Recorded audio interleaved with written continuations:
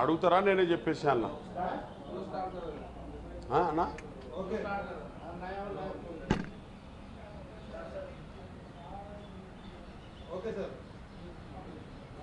గౌరవనీయులైన తెలంగాణ ముఖ్యమంత్రి రేవంత్ రెడ్డి గారు వారి మీద లేనిపోని నిందెలు పోసుకుంటూ అక్కడ తెలంగాణలో ఉన్న ప్రతిపక్షాలు ఎవరినో ఎగేసి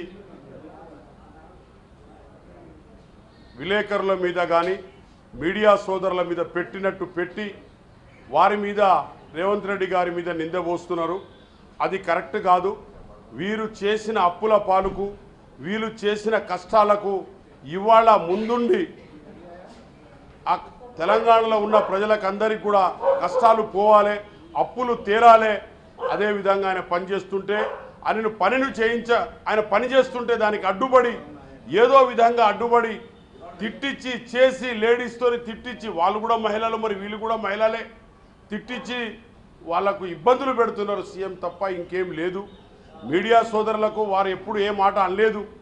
మీడియా సోదరు ప్రజల సేవకులు, ప్రజలతో ఎంట ఉండే వ్యక్తులు, మీడియా, ప్రింట్ మీడియా కానీ ఎలక్ట్రానిక్ మీడియా కానీ అందరు కానీ వారికి ఆయన అనే ఎప్పుడు కూడా వాక్యాలు అనలేదు. దానికి కూడా ఆయన మీదనే నిందపోసి గౌరవనీయుల ముఖ్యమంత్రి గారి మీద వీళ్ళు చేసిన అప్పులకు వీళ్ళు చేసిన పనికి ఇవాళ 5 గ్యారెంటీలు ఇస్తే ఏది ఇవ్వలేదండి. మహిళలకు బస్సులు ఫ్రీ ఇస్తున్నాం, కరెంటు ఫ్రీ ఇస్తున్నాం, గ్యాస్ సిలిండర్ ఫ్రీ ఇస్తున్నాం 500. అదేవిధంగా మొన్న కాస్మెటిక్ ఛార్జెస్, అదేవిధంగా కాస్మెటిక్ ప్లస్ మెస్ ఛార్జెస్ కూడా పెంచడం జరిగింది ఎస్టీ ఎస్సీ విద్యార్థుల మీద హాస్టళ్లకు. అదేవిధంగా మొన్న రైతులకు బోనస్ కూడా ఇవ్వడం జరిగింది. మరి ఇన్ని పనులు చేస్తున్న రేవంత్ రెడ్డి గారి మీద ఇవన్నీ నిందలు పోయడం కరెక్ట్ కాదు. అది మేము ఒప్పుకునేది లేదు. వాళ్ళు ఏదో చేయాలనుకుంటున్నారు. ఆయన మాత్రం ఏ మాత్రం పొరపాటు మాట్లాడలేదు.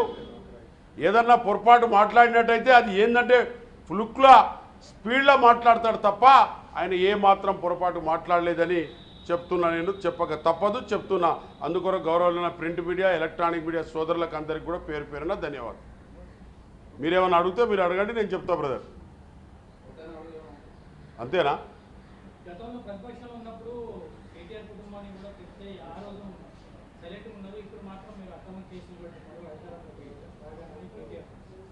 మేము అక్రమ కేసులు ఏం పెడతలేం బ్రదర్.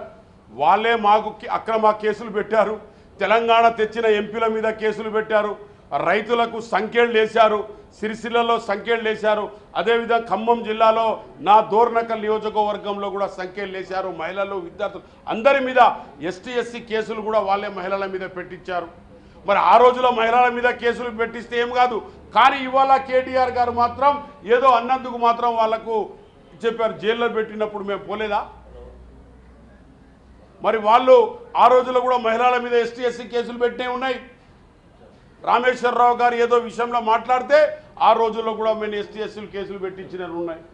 ఎస్టీలకు, రైతులకు సంఖ్యలు వేసి ఖమ్మం జిల్లా జైలుకు పంపించినవి ఉన్నాయి. మరి ఇలాంటి కార్యక్రమాలు అప్పుడు చేయలేదా? అరే తెలంగాణ తెస్తే కొట్లాడి చేస్తే మా మీదనే కేసులు పెట్టారండి. మరి ఆ రోజుల్లో మేము చెప్పినప్పుడు ఎవడన్నా విన్నారా? ఇవాళ అప్పుల పాలు చేసిన తెలంగాణకు అప్పులు తీర్చుకుంటా ప్రజలను సాయం చేయాలి. మొన్న మాట్లాడిన గౌరవనీయుల ముఖ్యమంత్రి గారు అసెంబ్లీలో మాట్లాడేటప్పుడు మొత్తం డిబేట్స్ మాట్లాడేటప్పుడు దానిలో ఏమైనా తప్పు ఉందా? తప్పుడే, అది తీయండి. తప్పు లేనిపోని వేరే విషయాలలో తీసుకొచ్చి ఏదో చుచ్చిపెట్టి మనుషులను ఇబ్బంది పెట్టకండి. ఆయన చదివిన బడ్జెట్, ఆయన ఇచ్చిన బెనిఫిట్స్, ఆయన కట్టిన అప్పు, అది క్లారిటీ ఉంది. ఆ క్లారిటీలో మీరు తప్పు తీయండి, నేను ఒప్పుకుంటా. అంతేగాని లేనిపోంది ఏదో తీసుకొచ్చి కల్పించి ఇట్లా చేస్తే అది కరెక్ట్ కాదని నేను చెప్తున్నాను.